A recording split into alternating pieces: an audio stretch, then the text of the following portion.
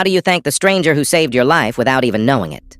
Last winter was the lowest point of my life. I had just lost my job, my relationship had ended in a mess, and I was thousands of miles from my family. Most days I didn't even bother getting out of bed. My apartment was cold, my fridge was empty, and my phone stayed silent. One evening, I forced myself to take a walk. I didn't have a plan. I just needed to move before my thoughts swallowed me whole. The streets were quiet, covered in that soft layer of snow that muffles everything. I ended up sitting on a park bench, watching my breath cloud in the air. That's when she appeared. A woman in a red scarf, walking an old golden retriever. She smiled at me as she passed. Not just a polite smile, but the kind that lingers a second longer than necessary, like she was actually seeing me. Her dog, an absolute ball of joy, stopped right in front of me and refused to move. He nudged my hand with his nose until I started petting him. His fur was warm, his tail thumped against my leg, and for the first time in weeks, I felt something other than emptiness. The woman laughed and said, "Sorry, he likes to make friends." She introduced herself as Claire and the dog as Murphy. We talked for maybe 10 minutes about nothing in particular. The weather, the snow, how Murphy was a rescue who'd been through some hard times before finding her. When we finally parted, she said, "Take care of yourself, okay?" in a tone so gentle that it broke something open in me. That night, I cried for hours, not because I was sad, but because I realized how long it had been since anyone had looked me in the eye and spoken to me with kindness. The next day, I went back to the same park at the same time, and there they were, Claire and Murphy. She seemed genuinely happy to see me. We started meeting every evening just for a walk.